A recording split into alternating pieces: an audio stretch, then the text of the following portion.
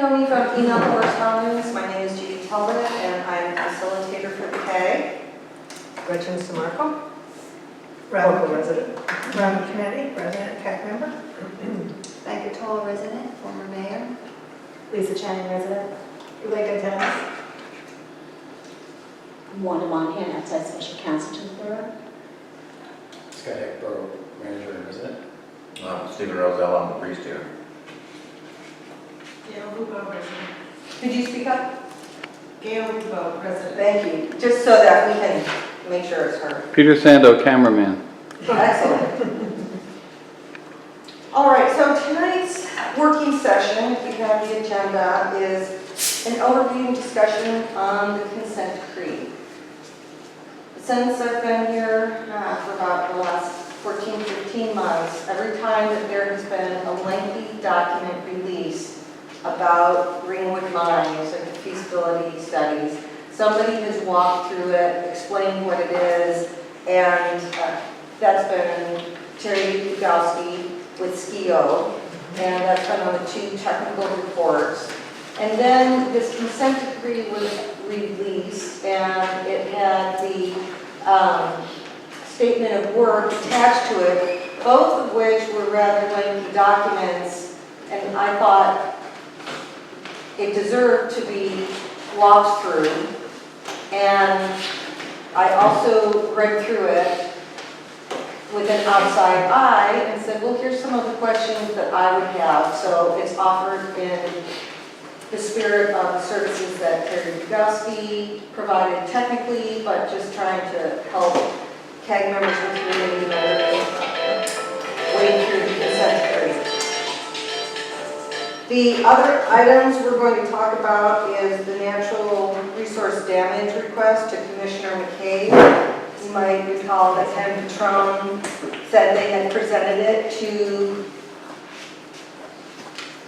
the NRD team. They knew about it. It was not a priority, and if the Ringwood community wanted to make it a priority, they should send a letter asking Commissioner McCabe to elevate this and do the natural resource damage assessment, and that the more signatures they had, the better. So we're going to be following up on that. And then the last item is moving to future direction of the CAG. And with this, I'm going to offer an observation from the work and the conversations I've had with people in the community, is that there have been many times during the Ringwood Mine Superfund site where people needed to assess what's going on, make sense of the changes in the direction, what's happening at the moment, and how they wanted to be involved, if they wanted to be involved. And I think that with the consent decree, this might be another moment for people to think about the work they've done and how they want to be involved in the future. So that is going to be moving forward at 8 o'clock. Welcome, thanks for joining us. We have coffee and sugar and fruit up here, so refined and natural sugar sources. Would you like to introduce yourself? I'm Ryan Bolton. Ryan, thank you. And with that, I hope that everybody received the email that contained the actual consent decree and the statement of work. I had to break things apart because it exceeded mail volumes. I did print out one copy if anybody needs to take it. And in reading through it, I took it upon myself to write up a cheat sheet. Does everybody have the handout which says elements of the consent decree?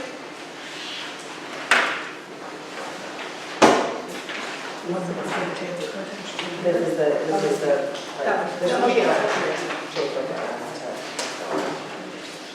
You'll notice a little disclaimer at the bottom. I don't have legal training. I'm not an attorney.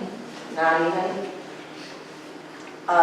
paralegal. I've never played one on TV, so I'm not unqualified. But looking through this, there's a lot of jargon, there's a lot of really long sentences and complex ideas. But basically, I tried to break out the essence of the different sections, starting with the background that provides a brief history of the site, and it explains that the agreement relates to cleanup activities, the remedial action for OU2, which is the surface and soils component, and that the parties who are involved in the agreement are EPA and JDEP, EPA and the borough. That the jurisdiction is in the U.S. District Court, that the agreement is binding on those entities, and while Ford and the borough have ultimate responsibility for the requirements, they have to oversee that the contractors hired underneath them also follow the rules. There's a list of definitions, general provisions, and those specifically relate to cleanup activities that need to be done, repayment of expenses, covering the cost of the cleanup actions, and any other issues that are called out. It says that Ford will finance and perform the work according to different documents related to the EPA Superfund process, and that the borough is committing to perform the work items that they're responsible for. Following the rules of the consent decree doesn't mean that they're still not obligated to follow other rules that don't have anything to do with CERCLA, so those rules still apply, laws.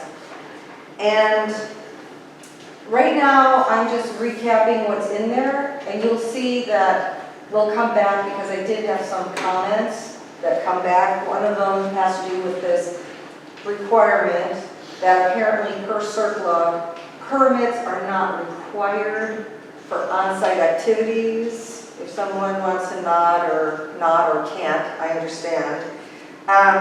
But permits are required if you're off-site. I have a comment later on because we heard NJDEP talk about permit equivalencies, and those are called out right here, and it's something that I think could be clarified, so you'll see that when I tell you about the sample comments.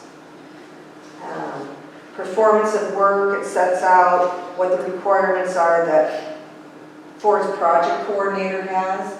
So different people pick out project coordinators. Ford picks out a project coordinator and an alternative project coordinator. EPA has they have a project coordinator and a supervisor contractor.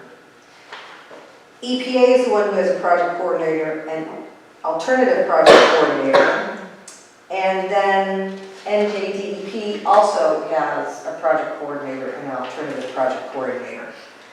And NJDEP's coordinator team is welcome to join any events or activities that EPA's project coordinator participates in, and EPA and Ford project coordinators must connect at least once a month by phone or in person. So these are some of the rules that they're laying out for project coordination.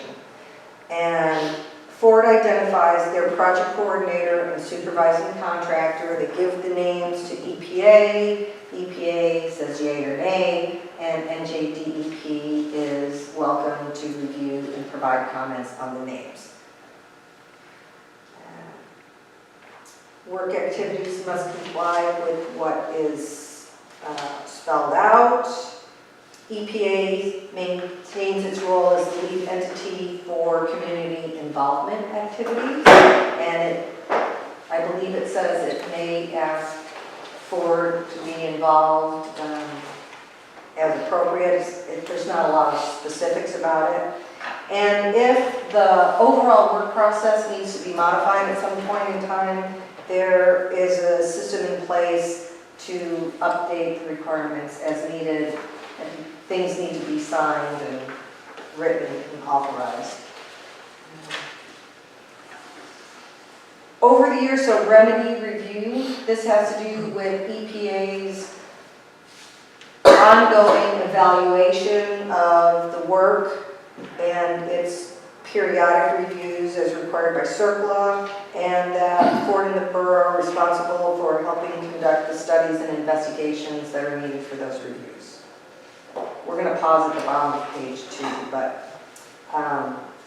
the next section, 8 property requirements, is that if additional access is needed on private property, that agreements need to be in place, people giving access for the contractors to come on, and it might be that they need to travel over it, or they might need to work, but you have to have an agreement in place. It needs to be done safely.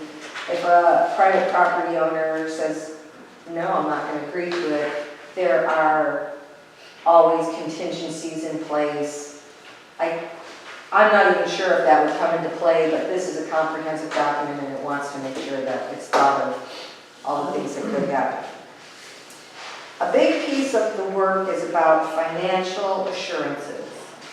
So a potentially responsible party, hi, welcome, is EPA and JDEP want to make sure that the entities undertaking the work have the financial resources to do the work.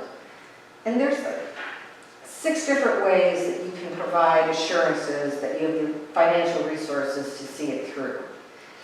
And there's 2 different categories for financial assurances. One is that you can do the work of the cleanup, and the other is that there's financial resources for the long-term ongoing operations and maintenance.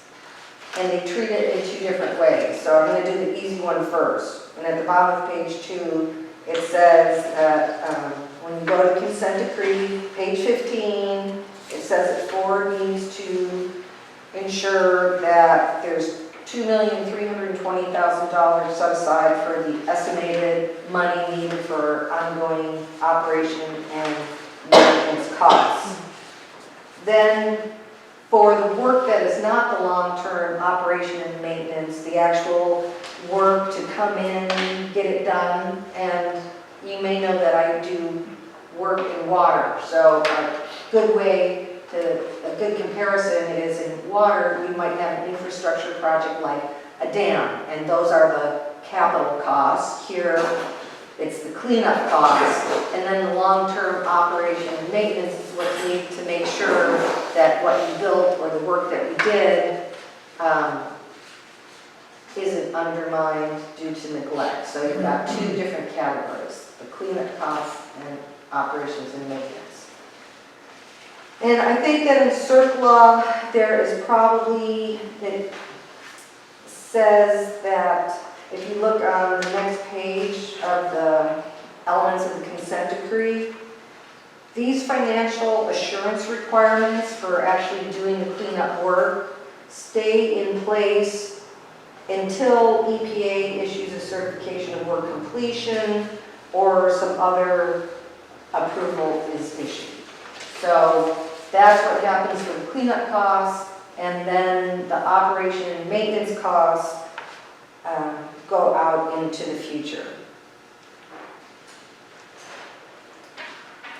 And you'll see that just before section 10, financial assurance for operation and maintenance stay in place until the remedial action permit equivalencies are concluded. So remember, when this goes back to NJDEP, so we don't issue permits, we issue permit equivalencies.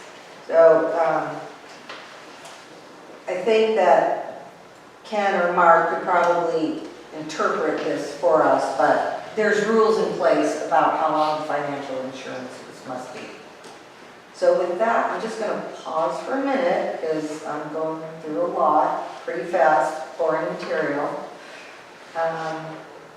Any questions so far? Any glaring, if there's any glaring inaccuracies, I hope that anyone in the room could flag mistakes So on you the had list. mentioned the community involvement action, and that's going to be outlined at a later date. EPA continues to maintain responsibility for that, and I do think that one of the key elements that Seppi will want to know is what does the CAG think about moving forward? And that's going to be part of our discussion tonight. So yes, but they maintain community involvement. At some point, isn't there supposed to be a meeting that introduces this to the town at an EPA meeting rather than CAG? There are a couple, yes, so let's just pause here for a minute. EPA community involvement involves a lot of different strategies. It can be anywhere from fact sheets, one-on-one conversations, public meetings, presentations in different areas. A CAG is a community advisory group is a very specific format for getting community involvement. And not all Superfund sites have a CAG. So in addition to the CAG, we know that EPA has had public meetings to present information to the community. And we're going to take a look at that status flow sheet a little later on, the activities that are coming up, the work that still needs to be done for OU2, and when the work actually starts. There will be other meetings by EPA for public involvement. Okay. But there's not going to be a meeting to explain the consent decree. There will not be a meeting to explain the consent decree. As the ROD, that's a different thing. Right. And a public meeting about the consent decree. Right, and when I talked to EPA and New Jersey DEP about this, I said this is a complex document. It'd be good if we could look at, help organize this for the community members, the CAG. And because it's a legal document and because the people on the project team aren't attorneys, there were a lot of concerns about what questions they could or couldn't answer, and maybe somebody could think that they could answer a non-legal question because it's a technical question, but maybe it's actually a legal question. So they just preferred, the legal counsel for Region 2 said we would prefer our project team not participate, which is why this is a working meeting. And New Jersey DEP reached out and asked the Attorney General's office if they would be willing to respond to questions. And overall, it was decided that the format for a consent decree is that it goes out. And if people have questions, they should submit them in writing during the comment period. And to pre-work the questions isn't part of the normal process, but they did talk about it, they did look into it, and they just decided that they should follow protocol and invite people to submit comments. So I then took it upon myself to say, let's try and talk about it and make sense out of this so that if people want to submit comments, they have a sense of what's in here. So, as you just said, they're following protocol, all right, so, again, there's something that was done without the residents, which is normally protocol,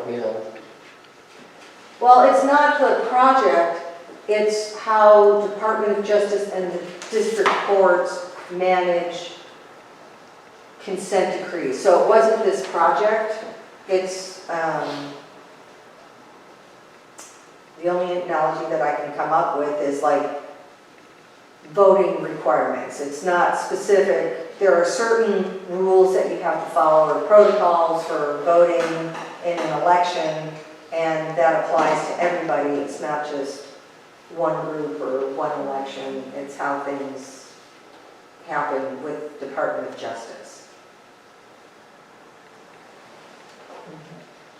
And what we started to do is, I took the table of contents and tried to provide a brief description for each section so that when people look at it, they can make sense of what they're looking at. And while I'm not an attorney, I was just trying to read through and raise up the gist of the section. And we worked through item 9, so we're on page 3. We took a little break. And we're going to finish walking through what's in the rest of the document. And I do have one copy of the consent decree and one copy of the statement of work here.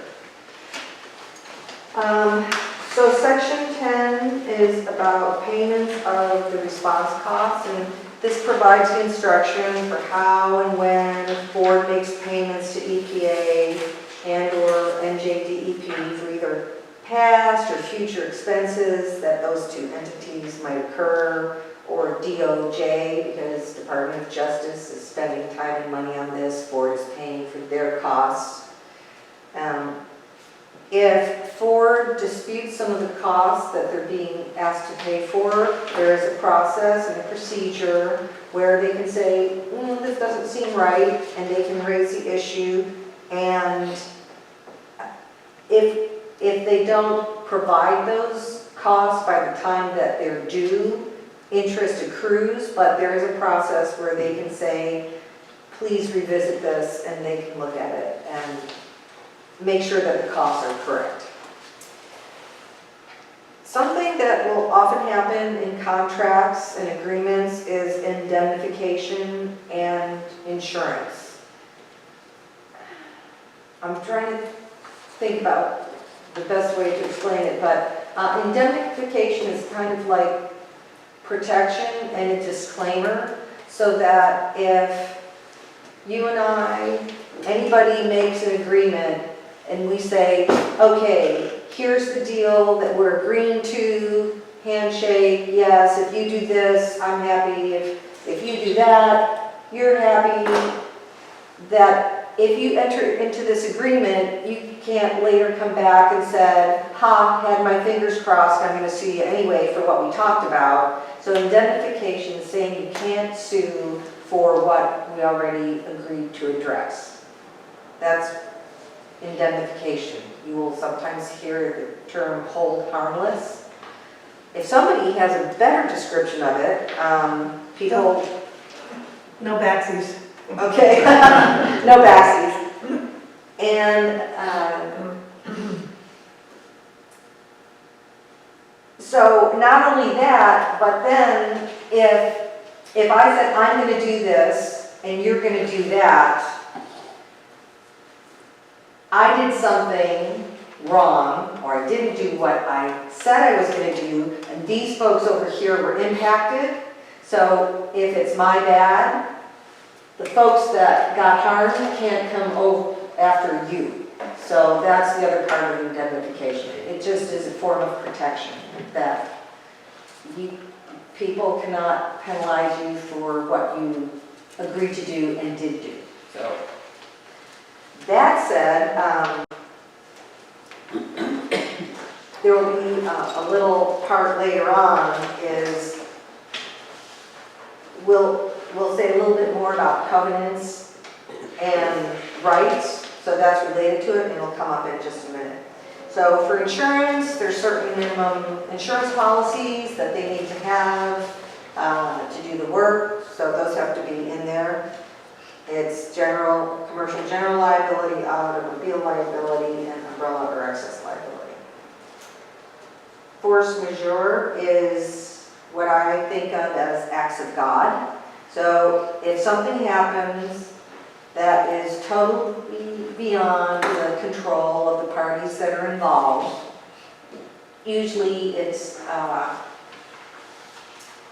Ford and Borough who are on the hook for a lot of things, but EPA also has a responsibility to do their approvals and reviews in a timely manner.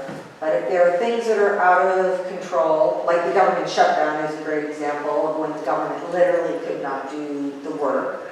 You know, there's now flooding in the Midwest where people could not be doing cleanup activities even if it was scheduled and there's timelines. So those are considered force majeure, and as the borough and forward go about their work, they can say, wait, we are not going to meet this timeline, but it's not our fault. They notify EPA, there's a number of days that they have to do it. EPA looks at it and says, you're right, let's extend it, or they'll say, yeah, no, I don't think so. And they're still liable for the original timeline. Dispute resolution, there may be things that come up during the course of the work where somebody looks at a requirement and says, I've done it, and somebody else says, no, you haven't. And there's a complete process that starts with informal negotiations, goes to formal dispute resolution, can go back to the courts, and there's a process to deal with those disagreements. Coming down the home stretch. Because there's timelines and work activities that need to be done, if you don't meet it by a specific time, I will pull this off. Pages 30 and 31 of the consent decree say what the penalties are. So if you are out of compliance from the first day through the 14th day, so for the first 2 weeks, it's a penalty of $1,000 per violation per day. If it is for defects in the deliverables, they've got two different tiers of penalties. One is for the work, and the other, it seems, is like for the deliverables, which they often talk about the materials involved. So for one, but either way, it's for the first 2 weeks, there's a certain amount of penalty per violation per day. And for the one category, it's $1,000 per day per violation. For the other category, it's $1,500 per violation per day. And when you're in the next 2 weeks, it doubles. So it goes to $2,000 per violation per day, or $3,000. And then if it's beyond 31 days, it's 3 times the original violation. So it goes 1,000, 2,000, 3,000, 1,500, 3,000, 4,500. So it escalates, and it lays those out. I will say that there was something that was very confusing to me in this. I only had to read it 6 times to get it. It talks about, let's say that I'm doing the work and I miss a timeline, but they start to impose penalties. Okay, let's pretend you are building a house and I'm the contractor. And you're saying, oh, you did not meet the delivery, you didn't meet the contract, so these penalties get triggered. And I don't want to pay the penalties. So I file a lawsuit against you because I don't want to pay the penalties. When I started looking at the penalties things, it's like the penalties apply for a while. There's more penalties at the end, but like in the middle, the penalties were being applied. And I'm like, this is weird. Why isn't it? Well, here's what happens. I don't want to pay the penalties, so if filing a lawsuit means that I don't have to pay penalties starting the day of the lawsuit, just think of all the frivolous lawsuits that are going to be filed. People are going to use them to try and get out. So they say, yeah, just because you file a lawsuit doesn't mean you get out of the penalties. So it goes forward. But after a while, if you're in the thick of trying to hash it out, they're saying you're not going to get penalized if there's really an issue involved here. So when you're at day X, the penalties get suspended until it gets sorted out. But it was very confusing, and when you read it, I don't know if it'll make sense to you, but it took me a while, and it's like, no, even when the lawsuit starts, the penalties are still in place, but they time out after a while things are getting sorted out. So that was really the most confusing piece of the whole thing.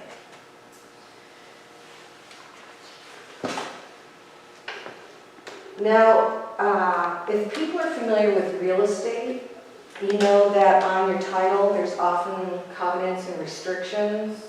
So there are kind of protections, things that are in place that are sorted out ahead of time. And this goes back to the no backsies.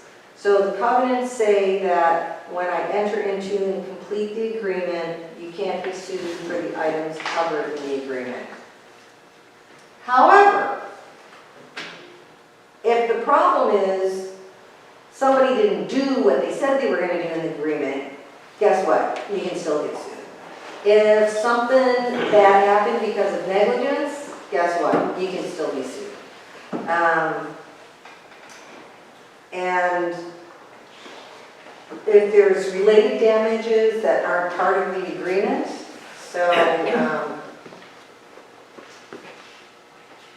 I'm not sure how that would play out, but if there was something related to the work and it wasn't covered in the agreement and it was done wrong, that could be covered. Or if they needed to go after additional work, there's additional clauses. So covenants means you're protected if you're doing the things that you said, and there's still rights that you have to pursue if somebody didn't do the work that they said they would. Effective settlement and contribution. The consent decree spells out the requirements that Ford and the borough must take to satisfy the obligations that are spelled out under CERCLA and the New Jersey Spill Act. So if they satisfy, if they do the work, and EPA and New Jersey DEP say, okay, you've met the requirements, you cannot be persecuted for violations under CERCLA. Also, if there are lawsuits, this is my understanding, is that if lawsuits are brought by Ford or the borough, or if there are lawsuits against Ford or the borough regarding Ringwood mines, they have to tell EPA and New Jersey DEP right away.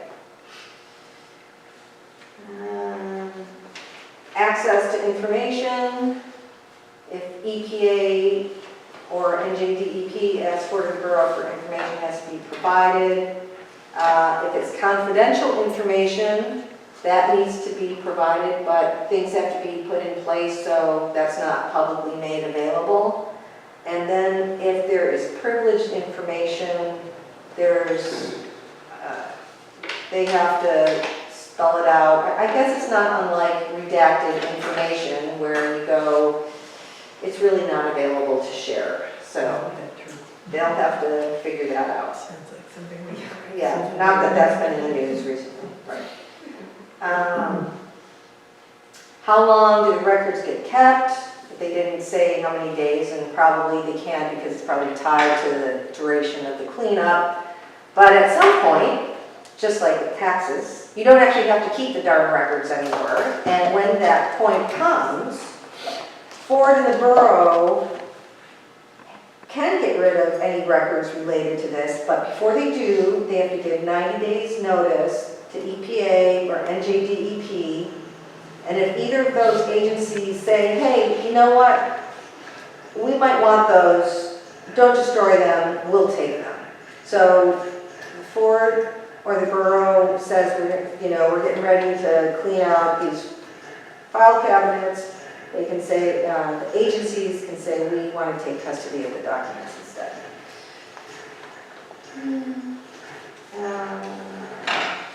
So notices and submissions.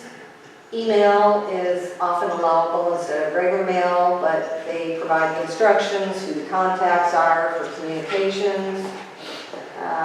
District court retains jurisdictions throughout the whole process, so that if something arises, and this goes back to the disagreements, goes back to the district court, so they shepherd this until the whole thing there's that record of completion and is resolved.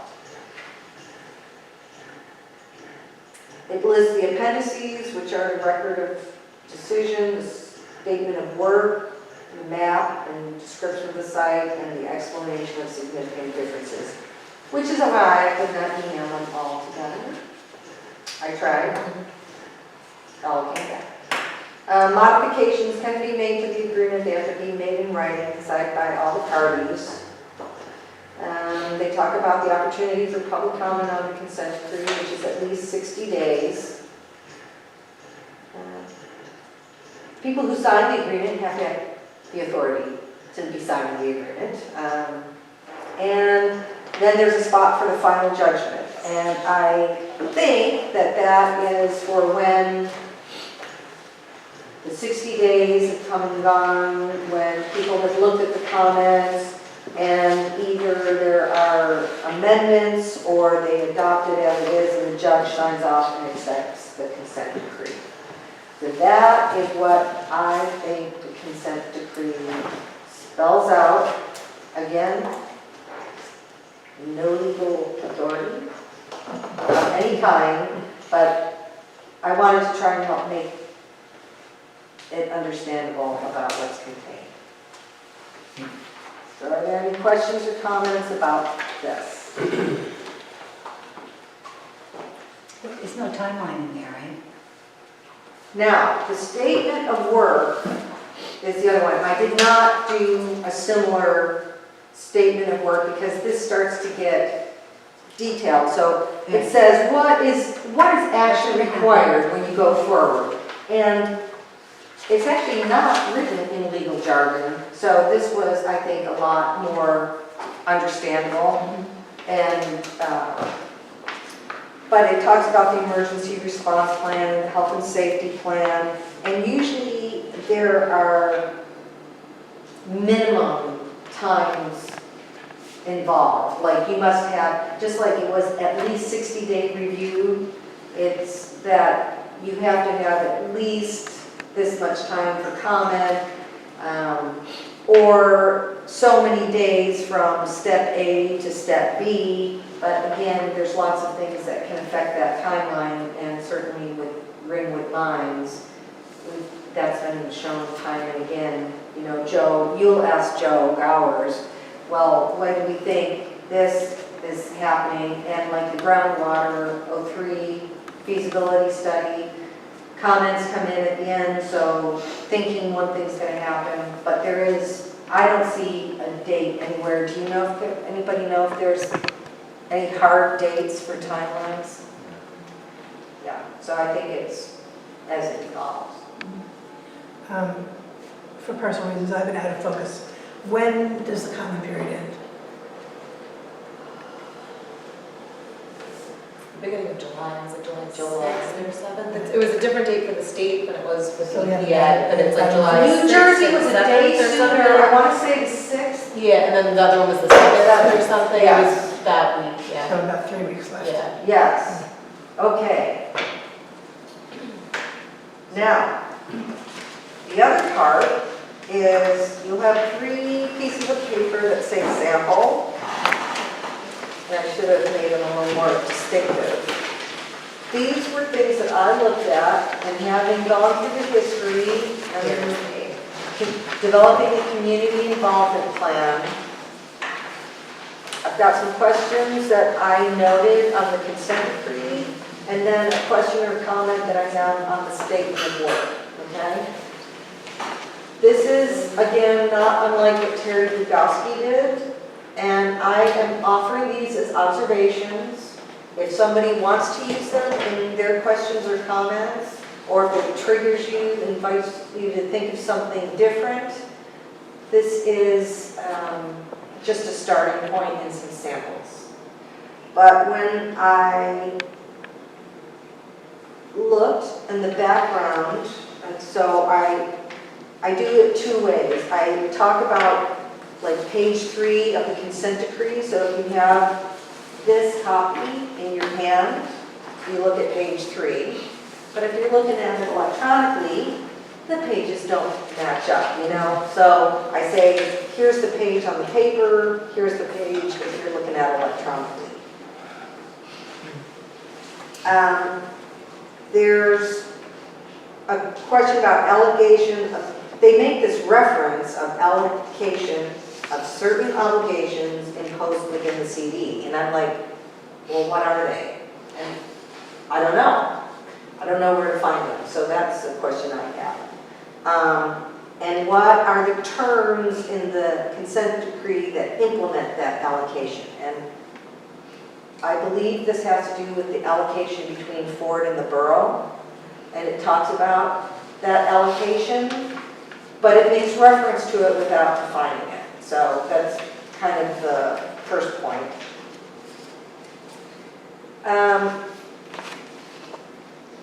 This was something I didn't understand, and if it's a technical question that somebody can address here, fine, and if not, that's fine too. There are interim remedial design and remedial investigation feasibility study order costs, but they don't include, the interim ones don't include the remedial design costs. I don't understand. So why aren't they included or who pays for them? It was confusing. Someone probably understands it. I don't. It refers to the statement of work, and I did ask Joe Gowers this. So here's the statement of work, and it's one of the appendices. And while the appendices include the record of decision and the explanation of significant difference that go back to 2014, and there's a statement of work, but there's no date on it. And so my question is, how was the statement of work developed, by whom, and when? And I said, was it negotiated by Ford and the borough along with the consent decree? So was it all negotiated at one time? Was it developed as part of an earlier work deliverable as a remedial design report? I don't know where it comes from. And when I talked to Joe Gowers about this, he indicated that the statement of work was developed as the consent decree was being developed. And Scott, are you allowed to say yay or nay, or is that your understanding? I would love to be able to tell you that I know how exactly I could tell. I do believe they got it all in unison. I'm sorry? I do believe they got it all in unison. Okay, he thinks they got developed together. That's what Joe said. But I think it would be, I would ask the question. And then under the thing about permits, the consent decree states that permits are not required for work conducted entirely on site.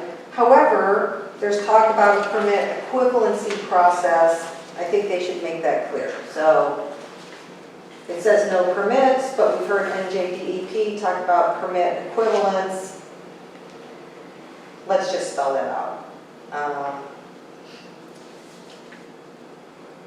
And then it's the last sentence says that the paragraph talking about this doesn't apply to the construction of the recycling center at the O'Connor disposal area.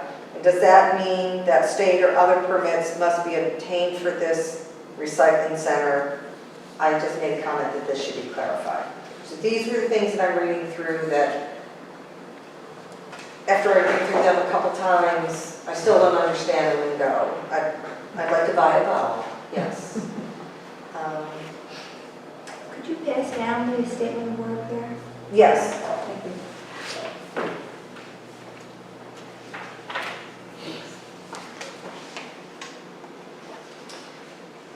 There's a reference to the performance standards. And my question is, where does the consent decree spell out what happens if the performance standards are not satisfied when the work is completed? And maybe it's that EPA doesn't issue the certification of work completed. Maybe there's penalties, what's the recourse if the required work doesn't achieve the performance standards? And I can guess at it, but I don't think I should be guessing at it. So there's that question. Oh, this was like treating everybody the same. If EPA fails to complete an obligation under the consent decree, it's not a violation of the consent decree. So if the borough is waiting for, if you're supposed to get feedback on your permit, let's say in 60 days or whatever it is, and the EPA doesn't do it in a certain amount of time, I'm just going, what are the stipulations that ensure that EPA obligations are completed in a timely manner? Because it doesn't spell that out. If EPA drags their feet, or NJDEP drags their feet on something, the Ford and Borough are not on the hook for penalties because the delay is out of their hands, but it just doesn't say what happens if EPA obligations aren't met in a timely manner. And if I was a member of the community, I might be interested in that.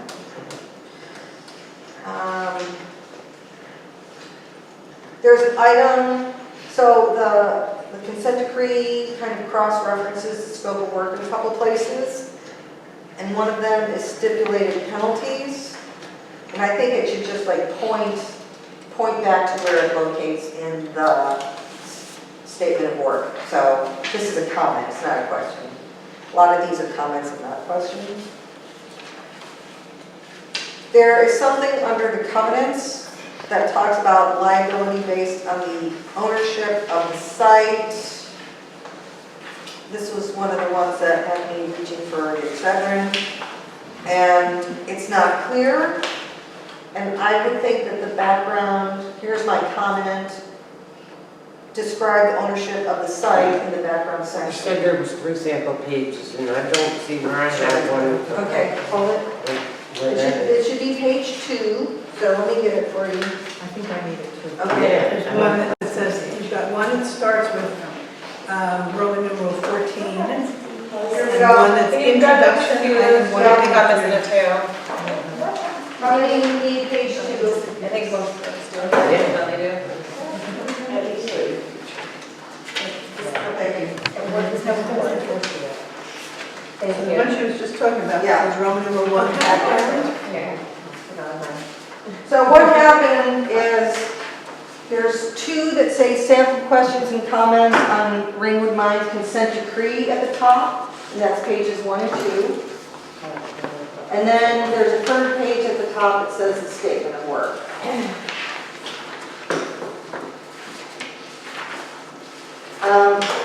Then the last 2 items are, there's multiple references to these performance standards, but I don't see the performance standards anywhere. So are these already established? Are they going to be established in the future? I think that should be qualified. And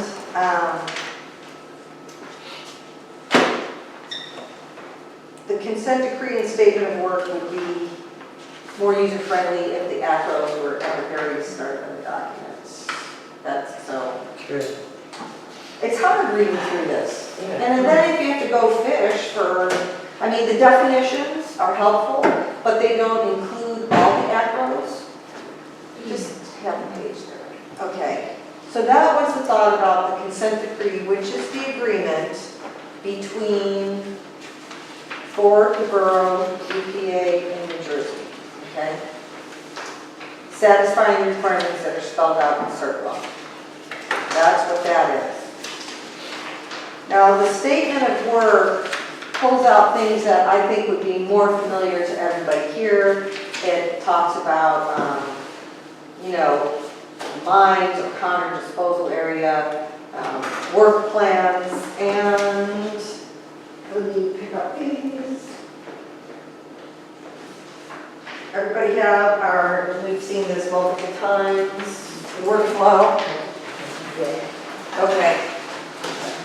So So on the left, you know, we've seen these things about the remedial action work plan for OU2, health and safety plan. All these plans start to be talked about the statement of work. So the consent decree is the agreement, who's paying what, who's doing what, by when, what are the penalties, and the statement of work is talking about activities that are actually going to be done. I have fewer items on this. The scope of the remedy, it talks about the obligations when it comes to cleaning up waste at Peters Mine Pit, Cannon Mine Pit, and O'Connor Disposal Area.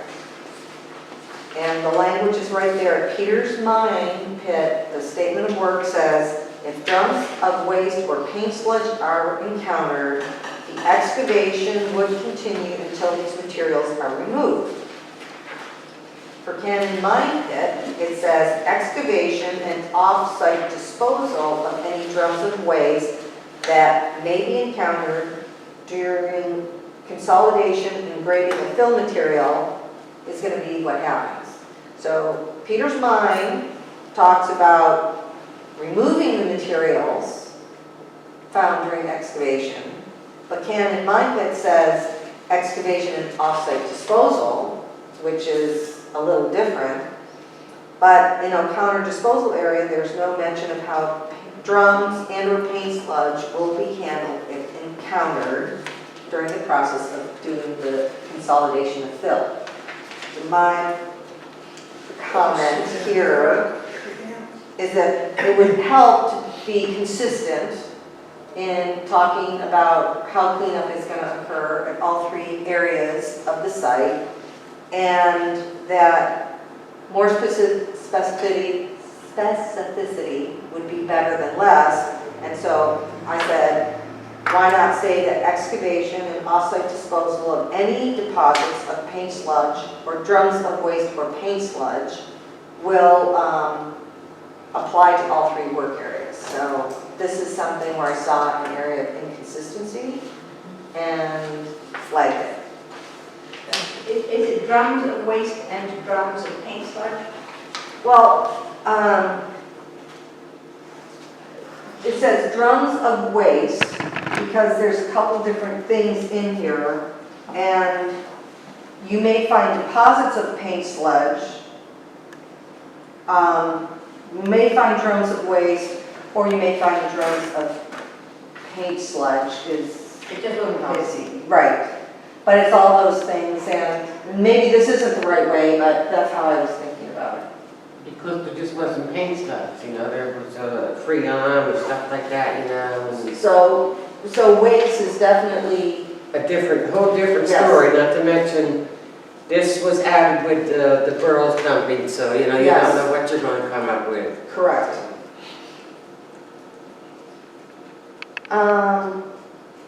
There's, under deliverables, it talks about deliverables that require EPA approval or comment, and I think it would just be helpful if those deliverables requiring EPA comment or approval were just listed. It says, per the following, and it just listed out, as opposed to trying to figure out which ones need approval or comment or which ones don't. If they all do, just say it. It suggests that there's some that don't, and maybe it's because NJDEP is looking at it, I don't know. It wasn't clear to me. And again, it talks about the performance standards and the acronyms. That is what I looked at, and I hope it might be helpful in terms of things to think about as you go through. And if you're reading it and don't understand, if you want to call, we can talk, but I'm not legal representation, but sometimes it helps to just have someone to talk it over with. You've got a lot of colleagues here together that pick up the phone and noodle it through, but Treat it like a book club. treat it like a book club, yes. That was what I had on the consent decree. So there questions or comments? And Vivian raised points about you may have hazardous or toxic waste that aren't covered by paint sludge, so maybe that is something that should be flagged.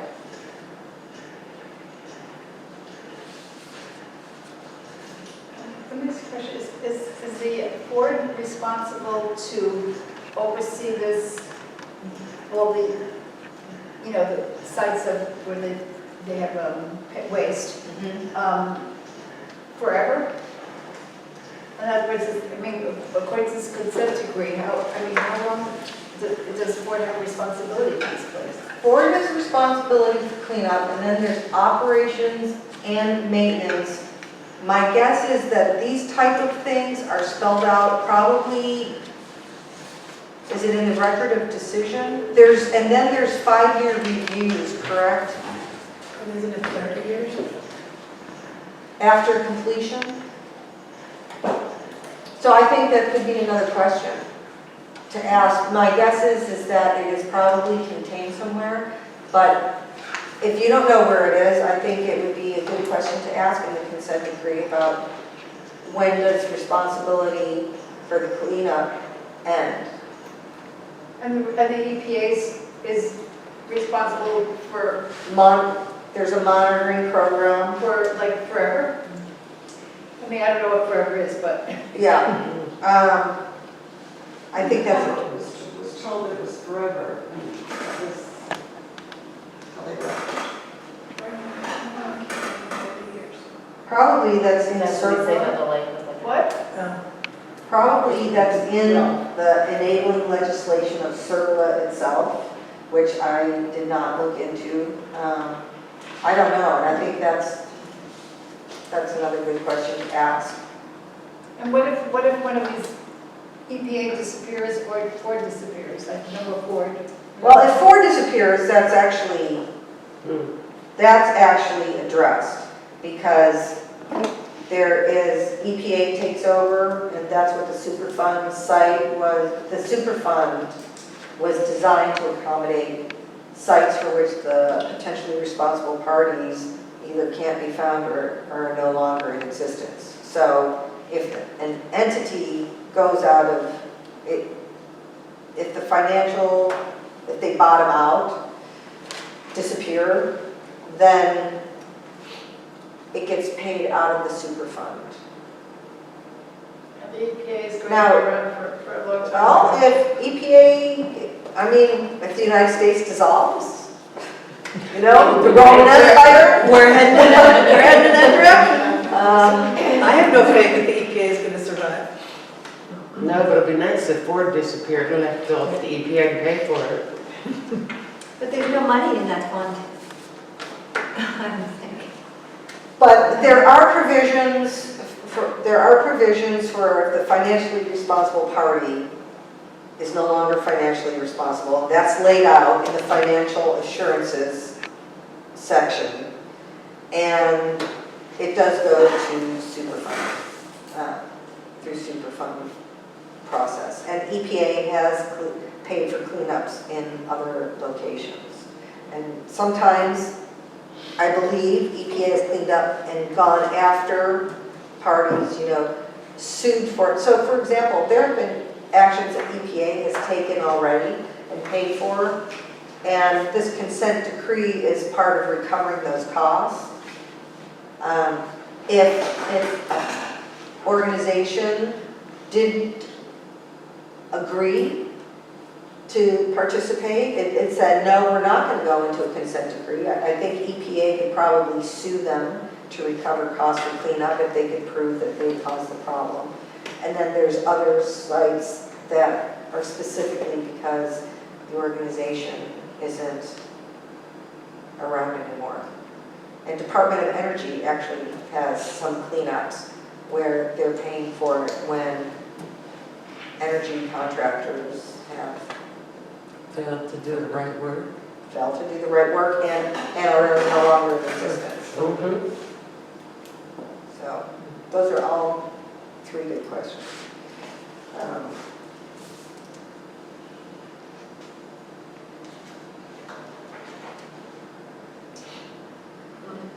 Okay, so, Thank you. yes. It's a lot of work. I hope it was helpful, even if it just gives you a framework to, help guide. That's what it's intended for. Has the comment period begun? Comment period began when that email went out. The comments are due, our recollection is that they are due to New Jersey DEP by July 6th and to the Department of Justice by July 7th. And the instructions, they're out, as a matter of fact, who's got the page of instructions for submitting? What does it say? Read it to us. So, 60-day post July 8th. That's for... yeah, the federal period closes July 8th, so Department of Justice 1. Consent decree for Ringwood Mines 82 was filed with the Department of Justice on May 6, 2019. Public notice of the filing was made on May 9, 2019 in the Federal Register. The document itself is 56 pages long, including several pages of signatures. The record of decision is attached to Exhibit A. The filing triggers a 60-day public comment period, which closes on July 8, 2019. So during the public comment period, the consent decree may be examined and downloaded at the Justice Department website, enrd/file/decree/file/1160211/download. Links to the actual filing and the public notice in the Federal Register are posted online at www.justice.gov/ENRD/ET-AL-V-Ford-Motor-Company-and-Borough-Ringwood. Comments should be addressed to Assistant Attorney General, Environment and Natural Resources Division, Environmental Enforcement Section, United States of America, New Jersey Department of Environmental Protection, and Administrator of the New Jersey Spill Compensation Fund versus Ford Motor Company in the Borough of Ringwood. It says, by mail, send to Assistant Attorney General, U.S. DOJ-ENRD, P.O. Box 7611, Washington, D.C. 20044-7611.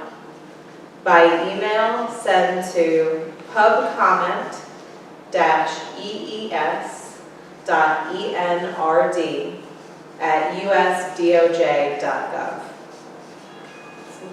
Yes. Thank you for reading that so that it's on, on the video. And I want to go back to questions, Elaine. Was your first one, how long does Ford have responsibility for conditions at the site? Or didn't you ask this question about when the consent decree, how long does Ford have responsibility for conditions at the site? Yes. And then how long does NJDEP, EPA and NJDEP oversee the site, oversee, monitor?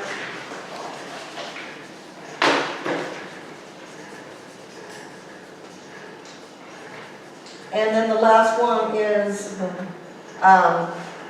so there are issues, there are sections that address what happens if Ford is no longer financially viable.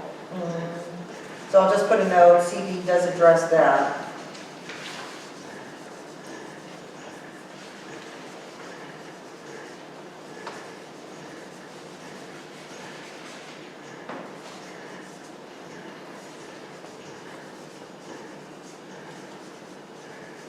But then there's a question of what happens if, Well, I was thinking if the EPA doesn't exist, what happens then? What happens if the EPA no longer exists? I mean, you never know. I mean, do we get anybody helping us here?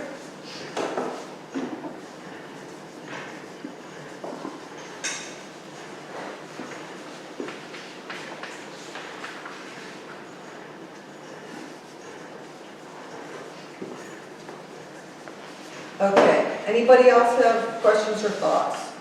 I just wanted to point out that the close of comments for the state of New Jersey comment period is a different date. Is it July 6th? Fifth. Oh, July 5th, okay. So there you go. I have a question for the Department of Justice. Can we send letters to those that we know, people that we know that work in the Department of Justice?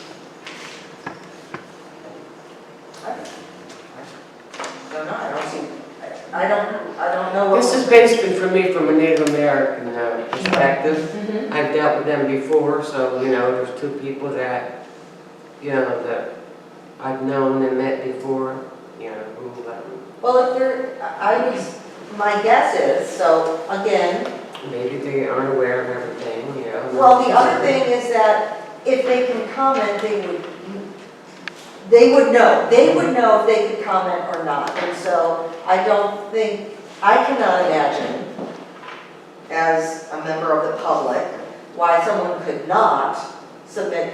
For example, I'm sharing my thoughts with you. I could send them to anyone that you would CC. You certainly would want to make sure that the comments go to where they need to, and if you I want to send them, understand that, yes, right. but, you know. It doesn't say that you can't send them anywhere else.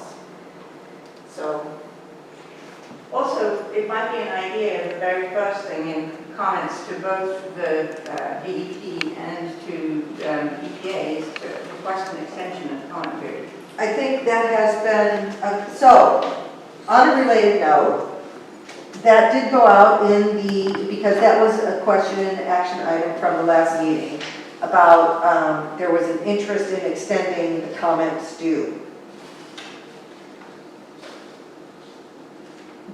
I received an email from Sierra Club asking to sign on to a letter to the requesting an extension of comments and an extension of the comment period. As a facilitator, I don't actually think that's my role. I assume that other people received it. And the other thing is I talked to Pat Seppi, and what the letter said is that Sierra Club was asking the Attorney General's office, New Jersey Attorney General's office. Did anybody else see this? No. How strange. It was in the newspaper, I think. Okay, okay. But they haven't sent to the CAG members. No, He's got our email. it was in the newspaper. It was like an editorial Okay.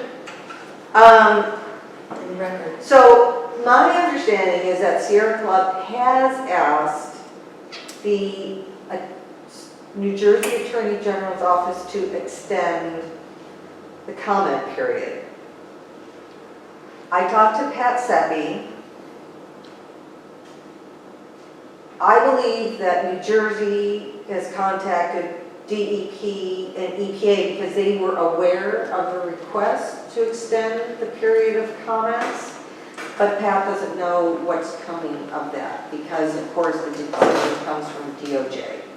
And because I didn't ask about it, I mean, I think we could do that as an action item, is to try and follow up on confirm or deny, you know, whether my husband was in the military, so when they're all sitting around the coffee table talking about things that they're not supposed to talk about, they'll say, I can neither confirm nor deny that happened.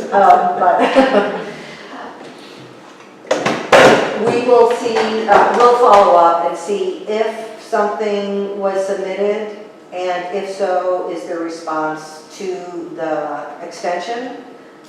I would say to be safe, Assume it won't. assume it won't. Get them in, and then if there is an extension, as soon as I hear anything, I'll send it out to the whole listserv.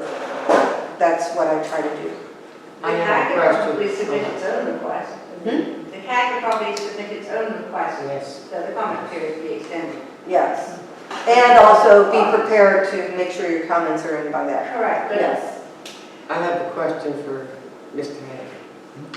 I don't know whether the abused residents are received the water, the letters. Not everybody. Oh, okay. So this was sent out by the town, or was it? What letter are you referring to? Or did one? It was from the New district board of Jersey. supply. Oh, okay. The commission did, Yeah. they had like a failure in their testing and. North Jersey had a turbidity exceedance, and we occasionally get word from them, so we had to send out a letter, although it was less than 1/10 of 1% because we weren't really using it. I'm just curious whether it was sent from the town or from them. What's that? I was curious as to have mailed them out or if they mailed No, we them out. know. Because I really didn't have, I just don't have time to do much of reading mail or anything, you know? It's- Okay, so if we are done with the consent decree,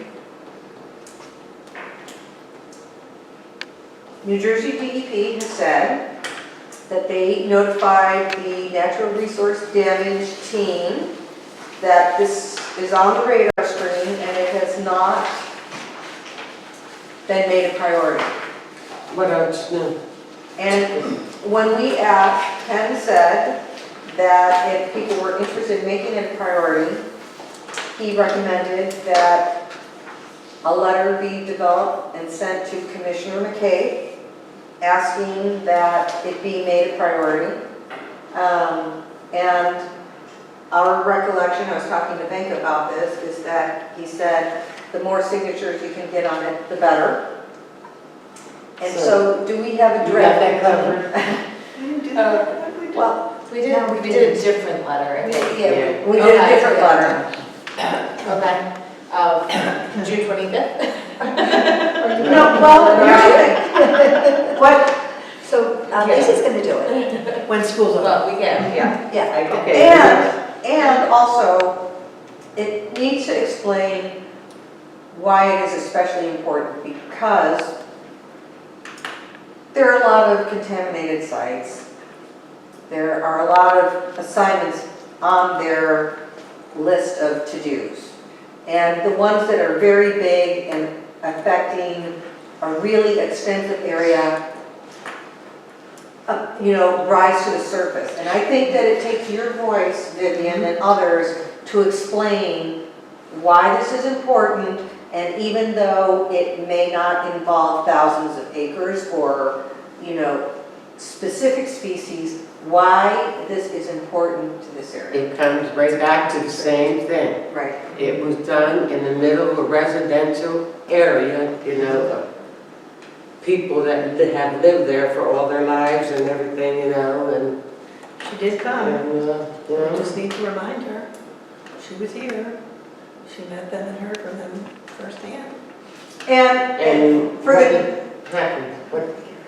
We need to remind for the her. natural She was new resource then. damage, what has to happen is tell the story of the importance of those natural resources. Of And course. we talked about that last Me and time. several others, yes. Yes, and that Lisa is going to need that language, because that letter has to tell the story of why those resources are important to this community. Yep. And their value and what's been lost. Well, I will write to the best of my knowledge to pass it on to you, what it's meant for our lifestyle. We can sit down and do it and talk about it and No, you could just, transcribe all that kind of stuff too. Yeah. Okay. I know a little bit about spelling, And then you'll have to collect a lot of signatures. Oh, yeah, that's what I asked her, she's doing the letter, oh, definitely. Yeah.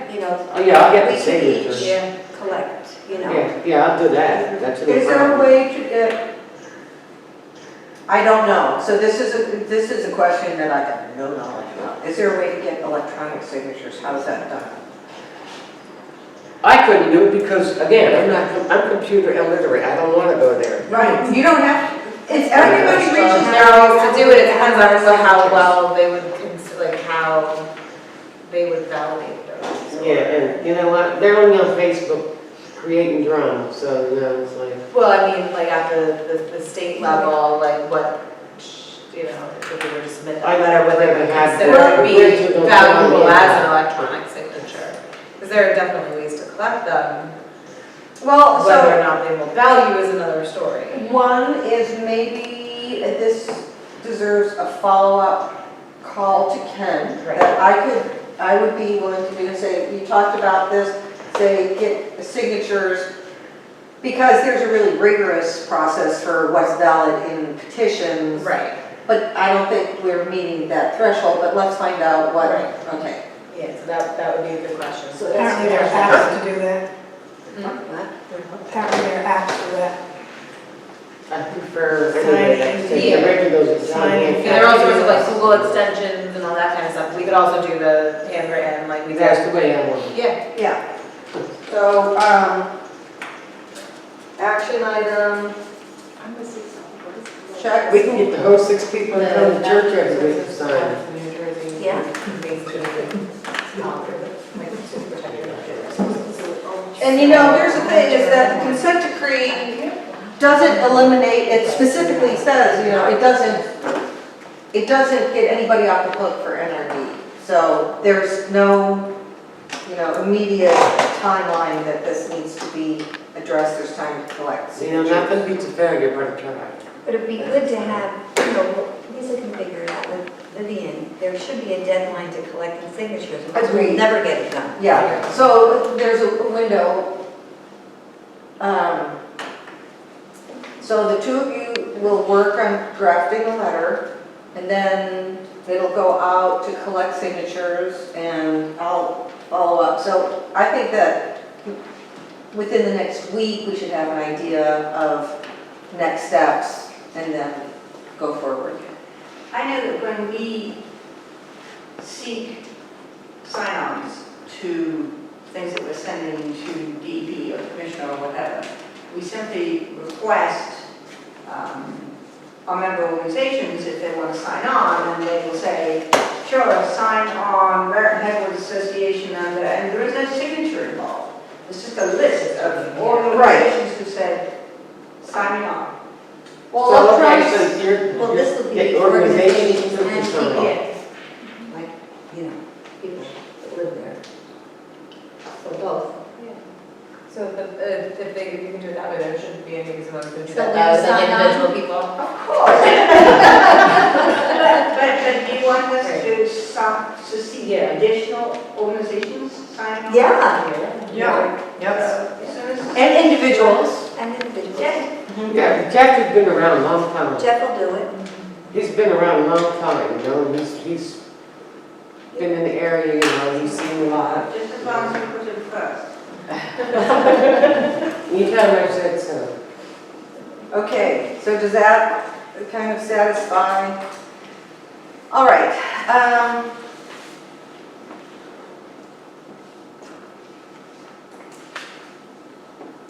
Future direction of the CAG.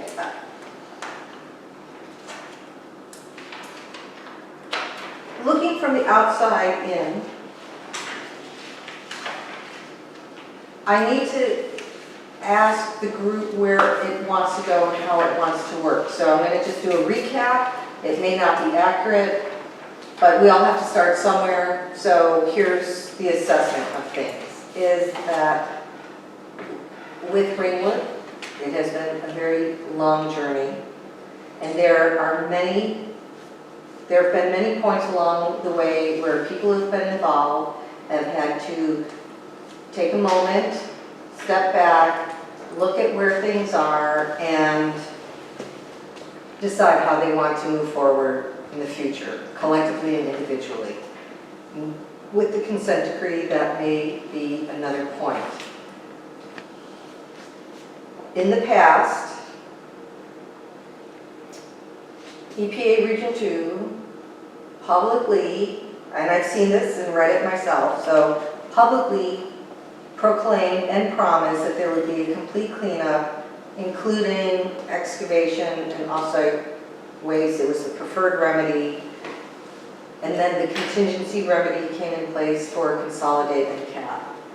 And my sense is that when that happened, the CAG members were committed to doing everything possible to reinstating the preferred remedy. That was basically the mission for the CAG. And with the consent decree, unless something happens at the last minute that is new and unexpected, it looks like consolidate and CAP will go forward. And there have been some people that I have heard from who said, as CAG members, they felt their mission was to reinstate the preferred remedy. And now with the contingency remedy going forward, there have been questions about whether people still want to be involved in the CAG. Moving forward, looking at this, OU2, once actual cleanup activities start on the site, there is a lot that's going to be happening and a lot that needs to be organized, understood, and thought through to make sure that, once again, Upper Ringwood is not bearing the brunt and unnecessary, unintended consequences because things were not well planned. And there are the work plan, the health and safety plan, the excavation plan. There's a lot that's going to be presented, and EPA normally does not bring all of those, even most of those, out forward in public meetings. They would certainly share them with the CAG as for review and say, look at these and give us your feedback before it's presented. So if there was a CAG, EPA would certainly be moving these things for review through the CAG, and since the CAG is a public meeting, anybody who's interested could come forward. They could also share that information through public meetings. They could be doing community involvement in other ways, such as maybe a working group for each document where members from Upper Ringwood, if they wanted to part. You know, this is a long process. It's a big investment of time for people that families don't often have. But if there were members from Upper Ringwood who said, you know, I have some real thoughts about the transportation plan for when all of this comes in, or I'm concerned about dust, that the people who are concerned from the community could come in, maybe have a work group. These are just ideas that Pat was talking about. And the question is, what would the CAG like to see? Well, I'm going to tell you that's not about what the CAG would like to see. Okay. But once this starts, and the residents have any concerns, then you will definitely hear, you know, about the problems and the situations they feel that they don't, you know, things that are happening that they don't agree with and whatever. Because I can tell you right now, once this starts, there's going to be people lined up all along the streets. Yes. They're going to be observing everything. And if they feel there's too much dust, what are they going to do? They're going to come, they're going to bitch, they're going to raise hell, you know. They're going to complain. So most of us probably won't come out until after the fact. Until Until the it shovel starts. started, right, you know, and if they don't like the way something is being done. So that's probably what will happen there. And what do you think could be done to help bring down the problems before they even start? Well, they pretty well got what they outlined, you know what I'm saying, they got a lot of outline, yeah, pretty well done, but again, I don't care what they outline. So before I can't answer, after, you know, if I don't like what they said they were going to do here, or somebody else doesn't like what they said they're going to do here, it's going to be a problem. So let me ask a question for you, and then we'll move this down. You would like to, so these are outlined, but you would like to see it fleshed out before it goes public, yes? Well, yeah, I want to see when it's in working order. If it's not what it's supposed to be, then it's going to be flushed out. Okay. Gretchen? Yeah, I mean, I think that there has to be, we're talking about this area right here. Yes, Yeah. we're talking about This this is Boxwood work plan. This is where the reality, Yeah. what it's Right. really going to be like. Right, you know. And piece of paper Doesn't tell the whole story. doesn't tell, or you can't picture it, you can't see it, you know? Well, Vivian, would you want to continue working on the CAG to deal with these particular issues? Well, I'm going to try to be there as much as I can to watch Okay. everything, anything, and I'm going to have my own team, you know, Yeah. to watch this and watch that. And so, Is it still valuable for you to come here and yes, study? yes, I don't Okay. have, yes, this is, you know, I mean, I don't have a problem with it Okay, because to me, the agony of defeat has not come, you know? okay. Good. No, I think it's important to be right on top. I want to be first, I want to tell you, about see, it.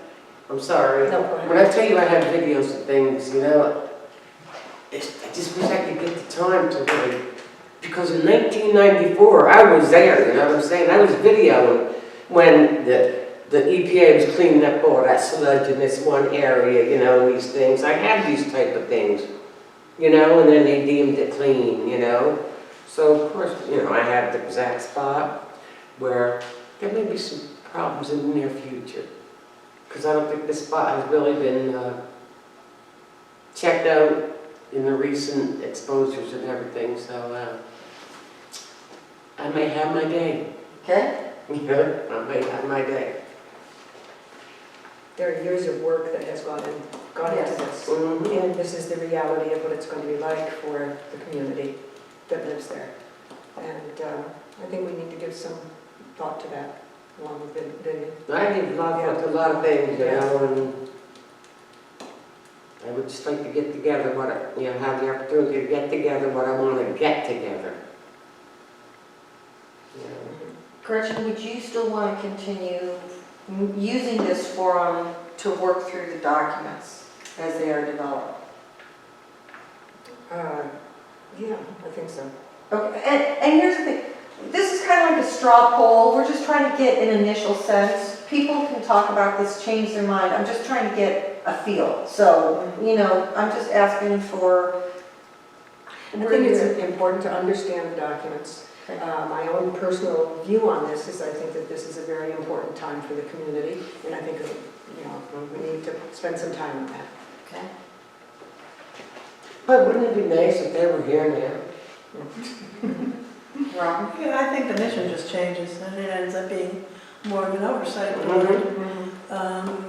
The same way we were following up on the testing and the steps that they were already doing, because I don't think that the residents will find Borough all that helpful. They haven't. And even if they would be more helpful, I don't think that they'll talk to them anymore, because I think they lost faith in that a long time ago, in that avenue a long time ago. So at least if the CAG still exists and Vivian has sort of their funnel, at least they know that they have But there's a place. Things, Yeah, that there's a place to go where they can express their concerns, and then and find out. Then we know can what's communicate going on, that. yes. to the parties that are responsible for it. And it sounds like, regardless of it sounds like that the more communication channels, the better. So if there are communication venues with the borough, or, you know, and help me out here, Joanne Atlas heads up the environmental, just bear with me, what is that organization? Yes. Even if those channels were open, unless everyone had their voice there, you would not want to close off any opportunities for voices. Is that right? I think even if, I think this is a place where, you know, it's the EPA who's doing the oversight on the remedies that's being implemented. And just because we didn't necessarily end up with the solution that we wanted, I think that makes it even more important that we're a place for the residents who have concerns to know that those concerns are, you know, have a voice directly with the EPA who's doing that oversight. So you see a problem arise in your neighborhood where this remedy is being implemented, you see a problem with that implementation, you can talk to the person who's working in the EPA who's doing that oversight, and they can theoretically address it. You know, in It's practice, important. we don't know exactly what that'll look like, but they're just going to Borough Hall is implementing, might be part of the implementation of that remedy, but they're not doing the oversight to actually enforce the changes. Maybe they should be making those changes, but they're not actually. And also EPA in the consent decree does have lead responsibility for community involvement. And if during construction, the borough opened up and had information about what's going on, EPA still, through the consent decree, has the responsibility for that. It would be wonderful if residents had all of those outlets. All of those And they outlets. had great information from the borough, and they had great information, you know, from the EPA, and they were able to talk to the borough and to the EPA. Yes. But I don't think that, you know, just because we might have great information from the borough, we should shut down a communication channel with the EPA. Okay? I'm gonna tell you, when the street opened up by me, you know, from the pit, and, you know, they were doing repairs there. Believe me, I had my coffee brought to me every morning because I was gonna make sure I was there paying attention to what was being done. So, that's my hopes when they start all the others. Somebody's gonna be bringing me coffee. This one's gonna bring me coffee, that one's gonna bring me a donut, you know. I can bring you You know what I'm saying, I don't know. And recently, we've had, other than family members, have purchased a couple of homes up there. And I guarantee to tell you, I've been in their doors, you know, and I will continue to go in their doors. Because I really want them to know our way of life, you know, and how it has been with just your family all of your lives living in the community. So, you know, and I'm just trying to give them some wise information, you know, and keep up to date as to what's going on and who's coming in. And That's good. I almost got the social security numbers, but I don't want to use them, you know, but, yeah. No, I seriously. Don't want to be responsible. No, I'm just kidding about that, but I just, you know, I want to know where they come from, you know, and this and that, and I explained that to them, you know, like, don't get involved in anything that's none of your concern, because then who ends up being the bad guy? If, say, me and my sisters argue every day, that's our way of love, but you know what I'm saying, so they put their 2 cents in, and they're the bad person, you know, so I'm just trying to teach them, you know, don't get involved, you know, if there's any problems, or, you know, other people have problems, because then everybody ends up, the family bands together, and then it's you against the neighborhood, you know, so I'm just working on things like that, you know, to try to teach them a little bit, you know, about the family. And, Avoiding the booby traps. sure, you know, I don't want to see, you know, any problems or whatever, just get along, you know, enjoy. We can bring boxes. Becca, what's your thoughts about? Well, the one thing I've learned from 2006 to tonight is that without the support of the local government for the community's up the creek. And I guess going forward, we could watch and see what's going on up there. But that should be going on at the local government. They should be involved. The Environmental Commission should be involved. They should be watching. They should be concerned. They should be worried. They should be wanting to help the community that's been devastated. None of this has happened. So I am feeling the agony of defeat, although I don't live there, but I have I'm very emotionally tied to the community and what has happened, and we worked really hard to, and lots of things happened at the CAG. I mean, lots of good things. We got Sludge Hill cleaned up. Oh yeah, there's been some improvements. You I mean, know, we got the party started, you know. I mean, you But without the support of the local government, we have found out, and we tried to warn Edison Wetlands during this whole process to say that, you know what, it's fine that you're backslapping and communicating with the borough, but the borough's going to be your problem. And in the end, we were right, because after the record of decision came out and we were feeling like we accomplished something and it's going to be cleaned up and that property was going to be remediated, then the borough stepped in and just put their foot down and said, that's not going to happen. We're going Well, to I will say that there were lots of, so I do think it was EPA's decision, and we have talked about this whole transition from the preferred remedy to the contingency remedy. And with it being where it is now, do you think you need to step away for a bit? Do you want to Oh, check to? absolutely, yeah, definitely. Yeah, because the writing was on the, it's just so clear to me now. And I think, we gave it one last shot as a CAG, and it didn't really work. And I understand, the record of decision for the water's coming out, and there's going to be a lot of stuff going on up there, excavation, and dust, noise, and then after all that, there'll still be contamination there.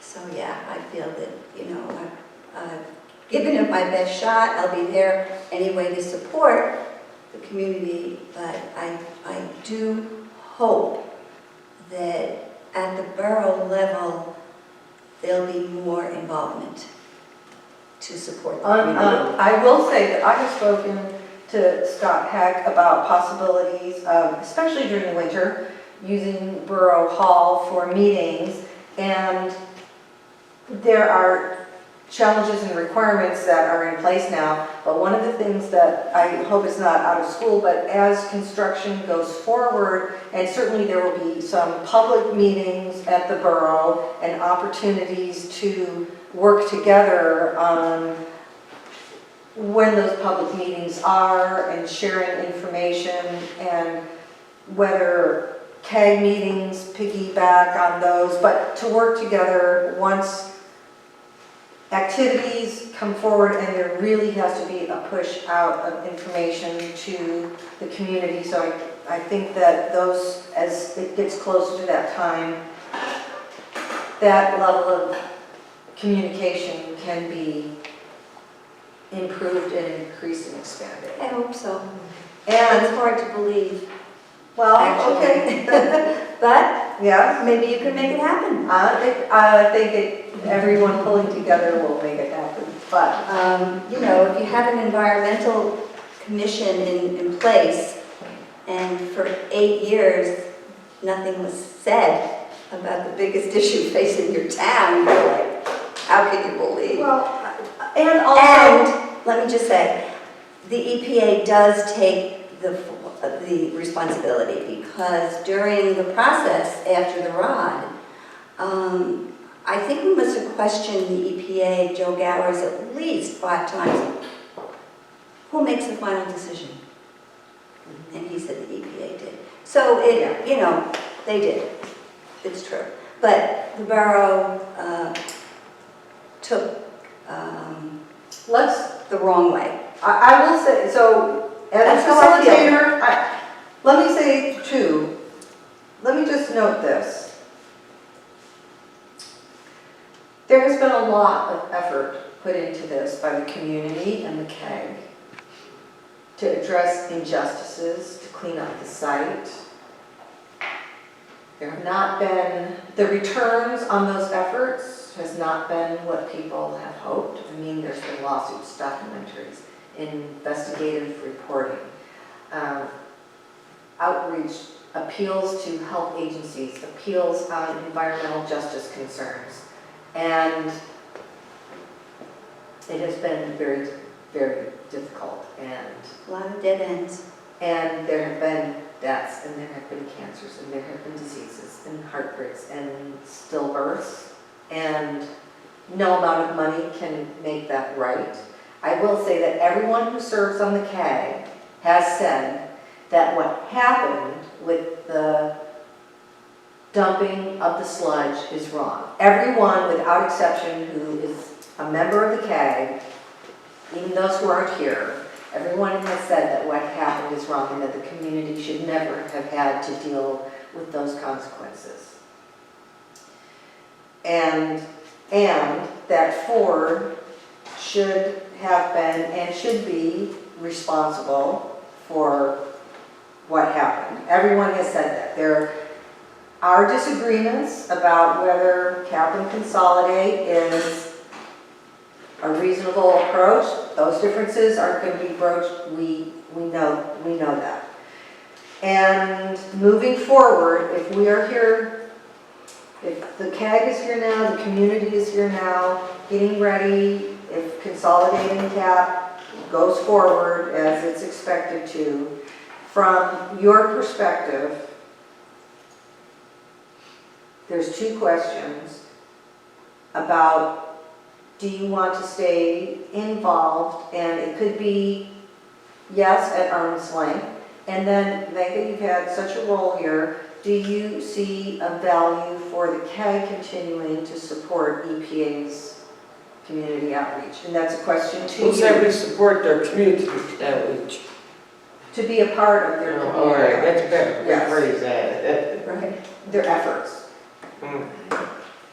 So, and if you want to think about that, I think Pat would really like to know your thoughts on that. It's time to move on for me anyway, but I hope the CAG, you know. I'll be there at arm's length. Okay. Gretchen, what about you? I'm really, Elaine, I don't know what to say. I was wondering the same thing myself when we didn't get the sludge out of Ringwood. So I don't know whether CAG is going to do any good from here on. I really, I don't know. I don't know how effective it's going to be in anything that happens from here on. I'm not sure. I'm really not sure about the whole thing. And so is part of it, we've had mixed responses. Some people need to step away. Some people want to continue. It sounds like, Elaine, you're saying it might be a case of let's see how it plays out and That's what, basically what, yeah. what we can do. I mean, Yeah, is she the just CAG came really on going to do board, anything? yeah, right. Is the CAG She really missed out on going to do anything? it. I mean, I don't know. Okay. Is it futile to continue? I don't know. And so you might have to see for yourself whether you think it's a benefit for there's two questions for each person is, is it worth it to you personally to be involved? And even if not, people might still see a benefit for the CAG providing information in. It's just that it's not the right fit for, the mission has changed, and so now maybe it's not what, some people might need to step away because the mission has changed. Others are staying on, and maybe there will be others that come in. Or come back. Come back. Yeah, Mhm. I didn't have the time to make some calls, So the CAG has evolved over the years and will continue, but it sounds like for right now that it makes sense to tell Pat that the CAG looks like it makes sense to carry it forward at this time and reevaluate it periodically and see what kind of impact it's making and how it's complementing or its role in terms of the community involvement that's being done. So The question is there anything we need to assemble for in July? Or do we? okay, now, on a totally different note, and we're wrapping up at 9 o'clock, is looking at the left-hand side of OU3. Joe Gowers was originally thinking that the feasibility plan would be finalized and there would perhaps be a public meeting about the groundwater and that they would be going into a remedial action plan for OU3 in the fall. Is that consistent with things you've heard, Scott? Or? I have not heard that. Okay. I think that's what I heard. But those comments that came from North Jersey Water, extended the period, so I don't believe that there is anything on the table for July. And Right now, if we skip July yeah, now, we skipped the meeting maybe 1 or 2 in those 13 years or whatever, supposedly CAG didn't exist anymore. So let's remember, that doesn't say that we don't exist. correct. No, but until the consent decree's been finalized and they start to do something, we're in between. You're on hold. Yeah, there's just not, I mean, we're It's just the yeah. groundwater, really. Right. Yeah, so until that happens, Let everybody have a little vacation. yeah. Right, yep. And so the next CAG meeting, so there will be a next CAG meeting, and that will be scheduled, well, there's 2 pieces at play, because if there's a public meeting, the public meeting often takes place instead of Yeah, CAG. and the EPA plans on doing that, so. Right, so there's probably, what's coming up next is probably, in the next few months, a public meeting focused on groundwater, and then also probably an update on OU2. And once work actually starts on OU2, that seems that it would be the right time to schedule CAG meetings. Yeah, maybe I'll have my documentary together by then. Okay, good. Yeah. Does that make sense for people? And then the action item moving forward is about the natural resource damage. Yes, that is very Yes. important to me. so- Yes. Oh, yeah, okay, definitely. Okay, so those will be the items, we'll follow up. Are there any comments that anybody else would like to make, anything that we're missing? I'm gonna ask people who are sitting here, and if you want to pass, you can. But what are your thoughts about the CAG or working groups for reviewing the work plans that are gonna be moving forward for OU2? As far as we're concerned, we just want to support whatever the community wants to do. So, Thank you. I think that there should be some group that can be sort of a liaison with the community. So I'm just gonna try to keep it straight, Somehow, know what's going I on. mean, who do the people on a day-to-day basis, if they have a complaint, who do they go to? Do they go to Borough Hall? Is there going to be somebody there, you know, manager or something on site on a day-to-day basis if they have complaints? Who do they go to? Hopefully the borough. And EPA. I mean, somebody's going to be there And the to DEP. listen to Yep. them on a day-to-day basis, or is it just going to be when there's meetings or public meetings or the CAG meetings? I mean, who do they turn to? So I think that is a fair thing. There's going to be, so Pat was telling me like at Pompton Lakes, they've got trailers and there is an on-site presence. What exactly it will be, I'm not sure, but I think that's a good question. Me? Yes. I'm just here, first of all, I wanted to meet you all because I'm awed by your commitment in the face of what's going on, and also to assure you that you can have use of this church anytime you want to. Thank you. Thank you. It's greatly appreciated. Scott? I think it's something that the CAG has to decide in the community. I don't have any comments. Right. I mean, I would say,